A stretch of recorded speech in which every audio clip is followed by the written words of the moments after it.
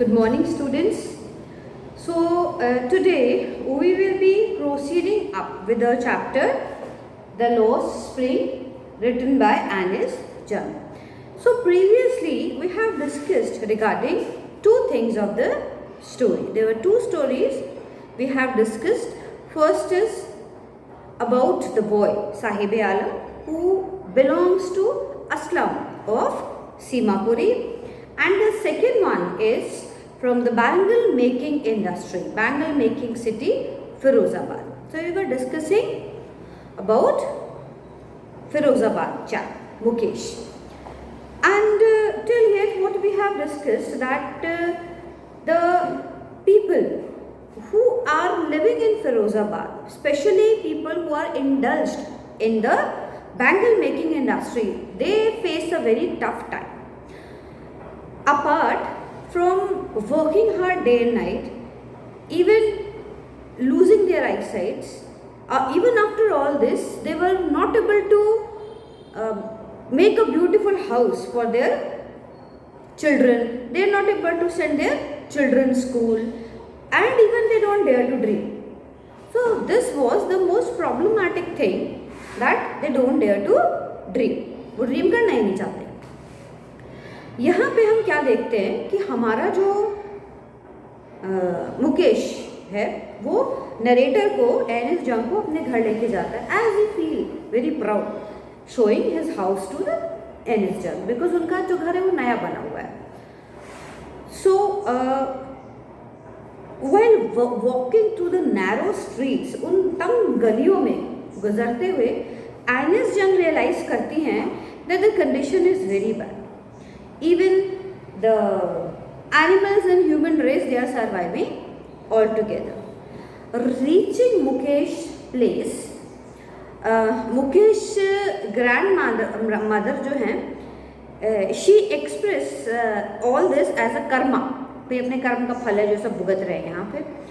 And she tells that she has watched her own husband go blind with the dust from polishing the glass bangles, but they cannot give up because this is God given lineage. They have to follow that. In every other house of Firozabad, the condition is same only. You will find only bangles with all colorful bangles, but the life of these bangle maker is colorless. कोई रंग उनकी जिंदगी में दिखाई हमको नहीं देता है. अब he also expresses the piousness of bangles. They symbolize auspiciousness in typically in Indian marriage. ये सारी चीज़ों को ऑथर जो है वो हमको एक्सप्लेन करता है. अब द कंडीशन और जितनी मेहनत वो लोग करते हैं, दैट इज माइंड नंबिंग, मतलब बिल्कुल सुन कर देती है दिमाग को जब हम उन सारी चीज़ों को, उस सारी मेहनत को देखते हैं और सोचते हैं जो कि ये बैंगल इंडस्ट्री वाले जो लोग हैं वो करते हैं. Now little has moved with the time in Firozabad. बाकी सारी चीज़ें सेम है उनके लिए. Years of mind numbing toil has killed the initiative of the young people. They forget even to dream something, even they don't dare to dream. They cannot organize themselves into cooperative. Now middlemen जो हैं, they exploit them like anything. बहुत सारा ब्याज जो है वो जो पैसा लेते हैं उनसे कर्ज के रूप में, उसमें उनको देना पड़ता है. तो this vicious circle had spoiled the life of bangle makers. Now one is the world of bangle makers. They are caught in the web of poverty. There is another world of money lenders, middlemen, policemen who fees them, who exploit them, ना जो अत्याचार करते हैं उनके पे. लेकिन यहाँ हम क्या देखते हैं कि Mukesh eyes are full of hope. Mukesh जो है वो ये नहीं चाहता है कि इन्हीं सारी कंडीशंस, इन्हीं सारी चीज़ों में फंस के कहीं रह जाए. He wants to be a motor mechanic. He dares to dream. He wants to do something else, something different out of this. The narrator asks him that if he dreams of flying a plane, narrator ये भी पूछता है उससे, भाई क्या इस तुम motor mechanic की बजाय क्या प्लेन मैकेनिक ऐसा कुछ बनना चाहोगे, प्लेन उड़ाना चाहोगे? ही साइलेंटली सेज नो, मना कर देता है वो बिल्कुल। He is content to dream of cars that move down in the streets of Firozabad and a few planes fly over the Firozabad. उसका प्रोस्पेक्ट क्या है देख इसके पीछे, कि प्लेन तो एक दो ही उड़ते हैं, मतलब बहुत कम है। ऑन द अदर हैंड जो मोटर है वो घूमती रहती है यहाँ से वहाँ, तो वहाँ पर उसको स्कोप ज़्यादा नज़र आ रहा है। सो this is how the chapter ends. लेकिन एनिस जंग जो हैं वो खुश हैं इस चीज़ से कि एटलीस्ट कोई तो है जो सोच रहा है आगे चलने के बारे में, सोच रहा है आगे जाने के बारे में, जो है वो सोच रहा है, आगे बढ़ना चाहता है इन लोगों में से। इन सब चीज़ों से जो है एनी जंग जो है वो बहुत खुश हैं। दूसरा, वो क्या दिखाना चाह रही है, वो पॉवर्टी रिडन इंडियन कंट्री को हम सबके बीच में एक्सप्रेस करना चाह रही हैं, क्योंकि एट दैट टाइम जब वो थी यहाँ पर, at the time of Britishers, जब ब्रिटिशर्स थे तो ट्रूली कंडीशन बहुत ज़्यादा ख़राब थी, है ना। इंडिया की जो कंडीशन है वो बहुत ज़्यादा ख़राब थी। So this is about the two stories in लॉ Spring. Now we will be discussing about certain questions today. हम कुछ बहुत इम्पॉर्टेंट क्वेश्चंस जो हैं उनके बारे में यहाँ बात करेंगे। सबसे पहला क्वेश्चन जो एग्ज़ाम के व्यू से इम्पॉर्टेंट है वो क्या है, what could be some of the reasons for migration of people from one place to another। यहाँ हम बात कर रहे हैं सीमापुरी से रेस की, कि क्यों लोग अपनी जगह को छोड़कर मूव आउट कर जाते हैं, कहीं दूर जगह पे निकल जाते हैं, किसी दूसरी जगह पे चले जाते हैं। अब देखो, more and more people are migrating to cities. बहुत लोग हैं जो कि सिटीज़ की तरफ माइग्रेट करते हैं। क्यों होता है ऐसा? It has become a general trend. People migrate from villages to cities. The reason for migrations are many. बहुत सारे reasons हैं migration के। First of all क्या है? Pressure on land is increasing. Population बढ़ती जा रही है, तो जो लैंड पे प्रेशर है वो बढ़ता जा रहा है। पहले एक घर में 4 लोग थे जो कि लेट से 1 बीघा खेत को कल्टिवेट करते थे। अब पॉपुलेशन ग्रो हो गई है, अब वो 8 जने हो गए, वो 8 जने इसी को पे काम कर रहे हैं। तो भाई प्रोडक्शन तो वही हो रहा है, प्रोडक्शन थोड़ी बढ़ रहा है। तो उनकी लाइवलीहुड अर्न करने के लिए उन्हें क्या करेंगे, वो बाहर जाएंगे, उनको बाहर जाना पड़ेगा। दे don't have any other choice. इसके अलावा उन लोगों के पास कोई चॉइस नहीं है। अब जो लैंड है, it can't provide job opportunities for all. Overpopulation and lack of job opportunities have made the people turn to cities. The second reason of migration is the mechanism of farming. Hence, the Indian laborers जो हैं, they don't get work at the farms. Machines आ गई हैं, उनकी जगह machines ने ले रही है, they are not getting job there, तो वो माइग्रेट होके काम की तलाश में कहीं और चले जाते हैं।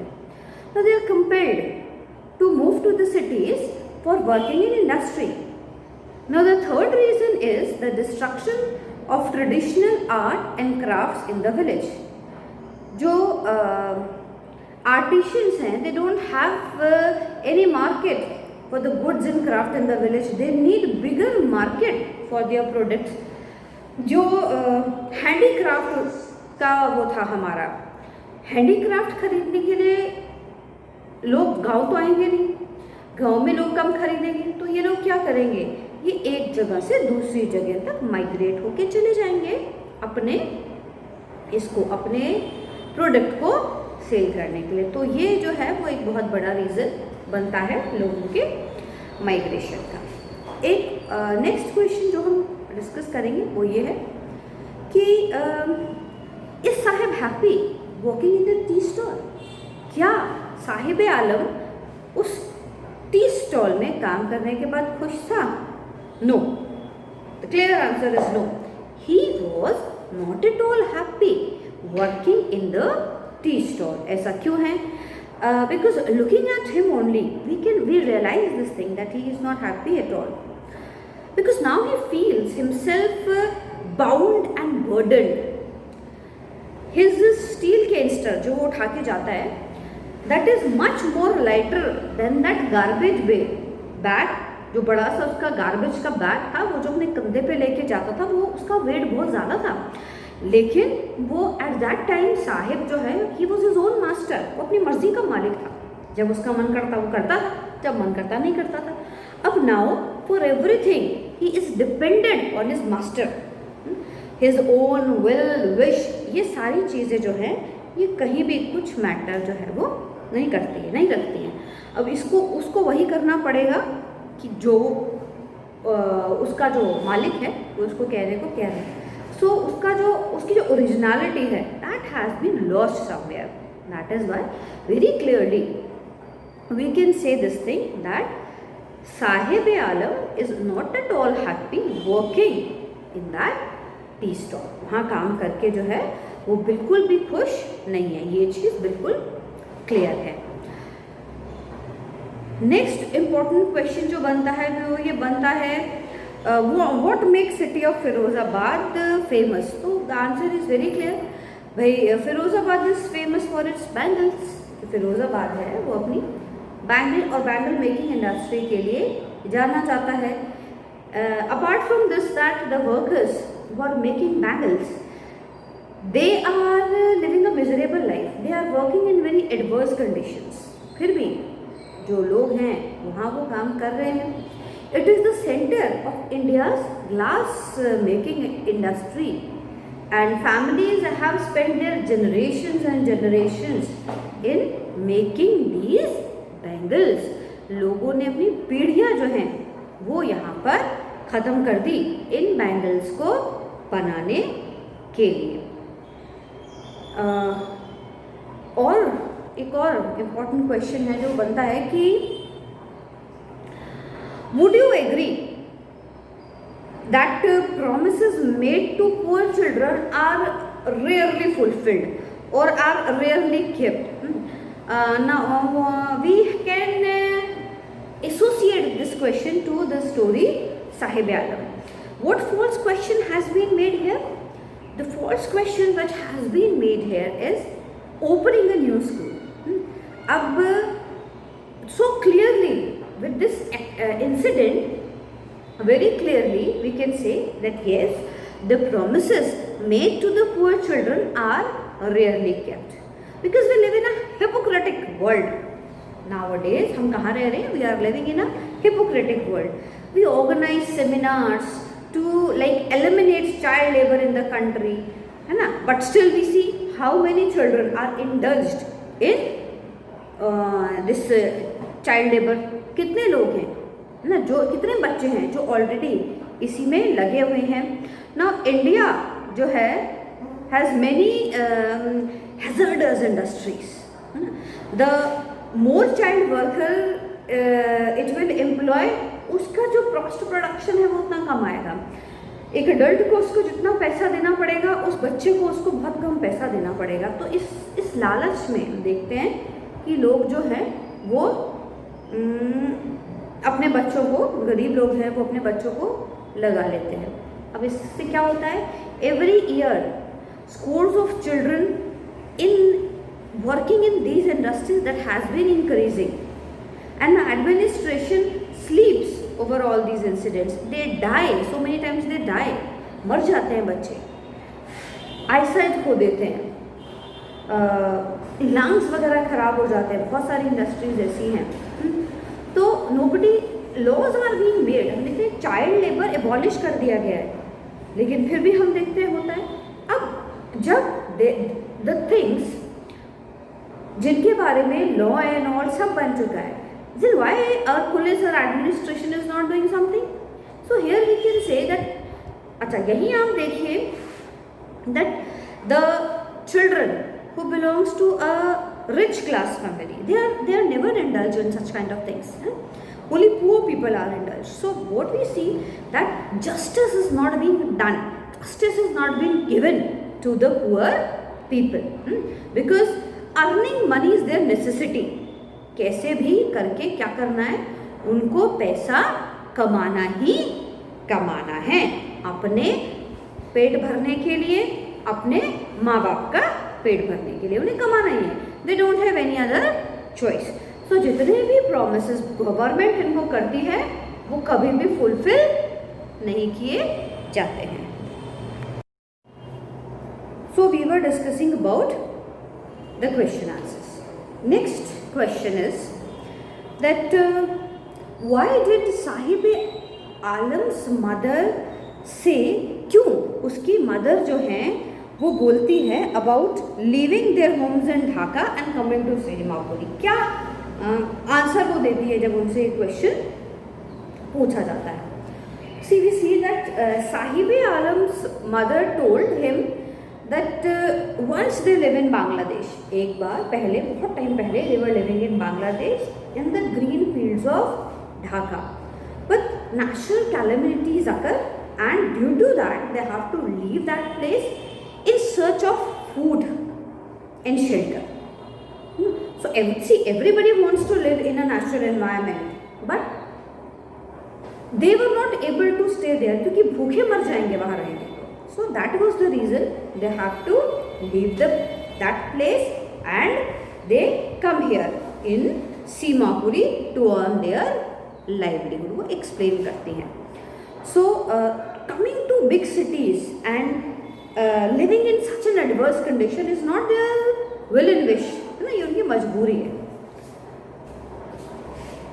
साहिब आलम से एक क्वेश्चन करता है नरेटर हमारा कि वेयर डज द, मतलब ये शूज के बारे में एक क्वेश्चन करता है उनसे that why most of them, जितने भी वो दोस्त वहाँ पर हैं वो शूज़ क्यों नहीं पहनते हैं? अब all the crowd of those slum children they were quite surprised, मतलब nobody has asked the question and even they were not comfortable in answering that, so they give different pleas. Some says that they don't have, others says they are not comfortable. Even a child replies that ये जो छोटा वाला बच्चा है इसकी mummy तो कभी देती ही नहीं है, ऊपर ही रखती है क्योंकि तोड़ देगा। And there is an other answer to this that remaining barefoot is a tradition in India। तो बहुत सारे अलग अलग आंसर्स निकल के आते हैं। एक और है सेंटेंस आया है, garbage is gold. Why author has said this, क्यों गार्बेज को गोल्ड से जो है वो क्यों कंपेयर किया गया है? देखो, for the rat pickers of Seemapuri garbage is nothing less than gold. Gold क्या है? बहुत प्रीशियस चीज है ना, बहुत महंगी चीज है, तो उनके लिए वो खचरा गोल्ड क्यों है? दो पार्ट्स में इसका आंसर हम करेंगे। पहला तो for adults this is the source of their bread and butter. अगर वो नहीं उठाएंगे कचरा तो क्या खाएंगे? तो अपनी to earn their bread and butter, that is the source. Now for children it is wrapped in wonders. At times they find coins, at times they find even 10 rupee note. So that thing, that small pinch of money, that is made up for their or that provides the entertainment source for them। वो extra earn कमाई है उनकी, जिससे कि वो अपनी बहुत सारी अनफुलफिल्ड डिजायर्स को पूरा करने की कोशिश करते हैं और उसमें लग जाते हैं। वो एक जरिया बनता है उसका। एक नेक्स्ट इम्पोर्टेंट क्वेश्चन है, वो ये है दैट सीमापुरी क्या है? Seemapuri is a place on the prophecy outer circuits of Delhi, yet miles away from it. Metaphorically कहने को तो सीमापुरी क्या है? दिल्ली का एक पार्ट है, लेकिन जब हम कंपेयर करते हैं वर्किंग कंडीशंस इन दिल्ली, लिविंग कंडीशंस इन दिल्ली, कैपिटल सिटी है हमारी, उसको जब हम प्रैक्टिकली देखते हैं तो ज़मीन आसमान का अंतर है सीमापुरी में रहने वाले लोगों में और डेरियाइट्स में। सो इसको जस्टिफाई करें अगर हम डिस्क्राइबिंग द कॉलोनी और सेटलमेंट ऑफ रैट पिकर्स, तो कैसे हम इसको जस्टिफाई करेंगे? देखो, सीमापुरी जो है is a settlement all over 10,000 rag pickers who migrated from Seemapuri 1971 war के टाइम और फ्लड के टाइम, दोनों चीज़ थी, तब वो माइग्रेट हो गए यहाँ।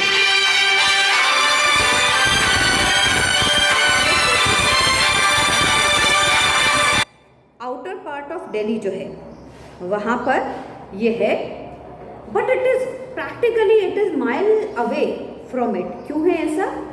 क्योंकि पीपल लिव इन सब human conditions. Delhi is capital है इंडिया का, सबसे फर्निश्ड सिटी, सबसे बढ़िया सिटी होना चाहिए, लेकिन वहाँ ये लोग जो हैं स्लम एरिया के लोग, ये सब ह्यूमन कंडीशंस में रहते हैं। There is no sewage, there is no drainage system, there is no running water,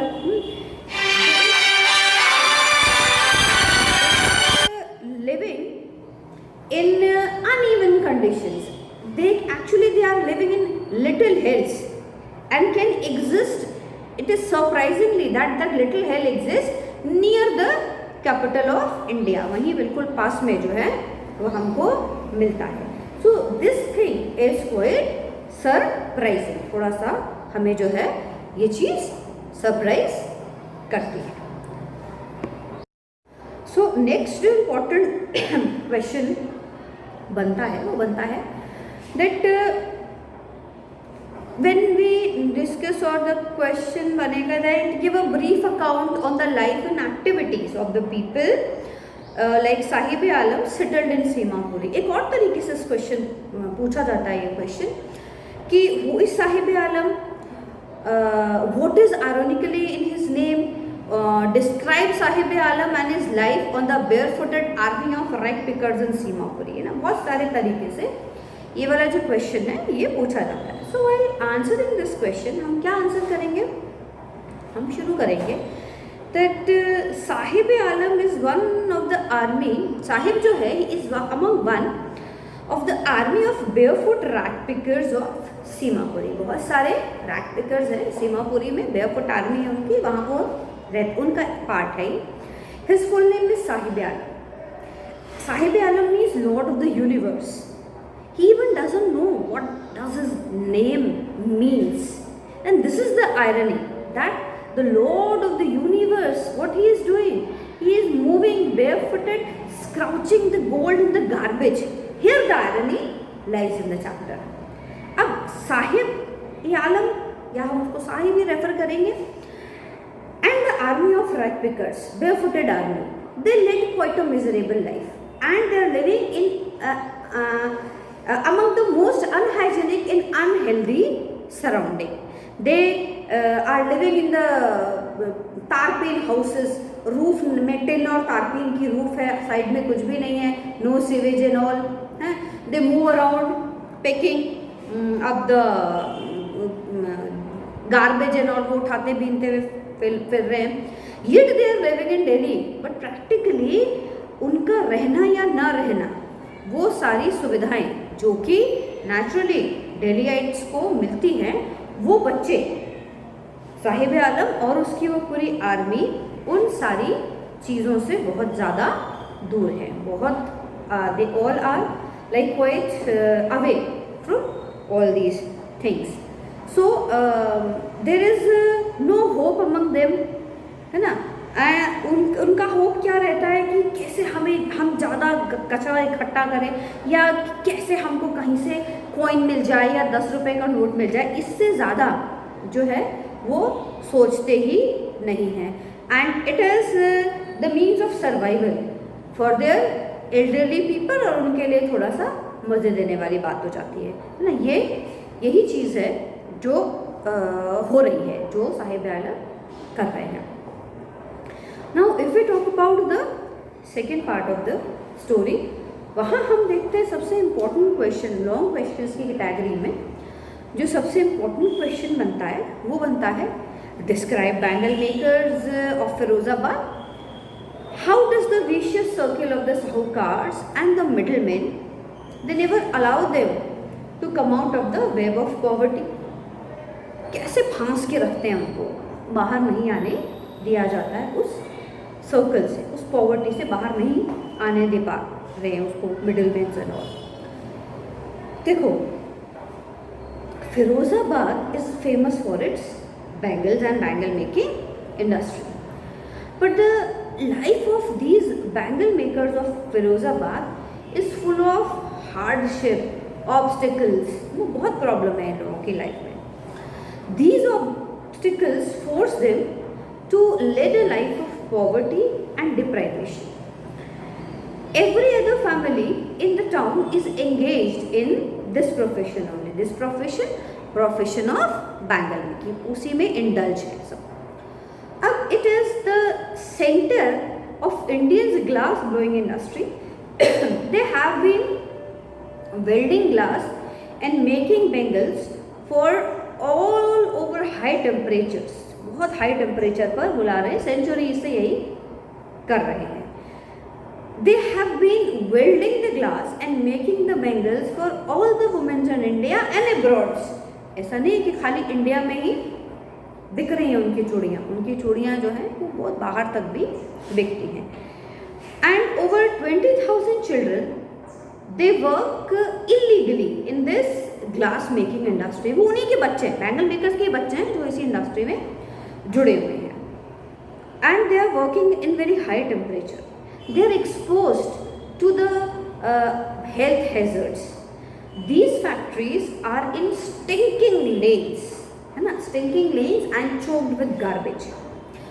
They worked in dingy rooms with no windows, no outlet to the fresh air. कहीं से भी हवा आती नहीं है, because making bangles जो है ये, इसके लिए आपको कंडीशन ही ऐसी चाहिए कि जो रूम है ज़्यादा लाइट नहीं होनी चाहिए उसमें, वरना वो कांच ठीक से दिखता नहीं है। So working condition is not good.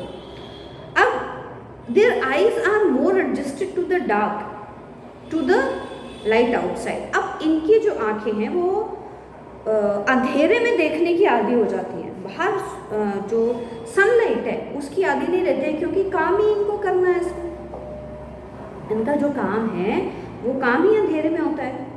Now that is why many of them they end up losing their eyesight before they become adult. अब इसका ड्रॉबैक क्या उनको भुगतना पड़ता है कि अडल्ट होने से पहले ही हम देखते हैं कि उनकी आईसाइट जो है वो चली जाती है। Now we see that Firozabad refuses to move with this time. वो खुद ही नहीं चाहते इनसे बाहर निकलना, या circumstances ही ऐसे बन रहे हैं कि वो बेचारे बाहर निकल ही नहीं पाते हैं। कैसे? Bangle workers have fallen into a web of poverty. Mind-numbing toils has killed all their dreams and hopes, and even the condition is that their kids, their children have stopped daring to dream. वो कैसे भी, जो उनके जो बच्चे हैं वो कैसे भी नहीं आ पाते हैं वहाँ तक ना। अब they can't organize themselves into a cooperative. इतना बड़ा इंडस्ट्री है लेकिन फिर भी वो एक कोऑपरेटिव लेवल पर खुद को ऑर्गेनाइज नहीं कर पा रहे हैं। They have fallen up into the vicious circle of sahukars, middlemen in the police.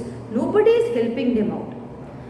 कोई भी उनकी मदद को आगे नहीं आता है, because this question has been raised by N.S. Jung कि they could go to the policemen and all, है ना।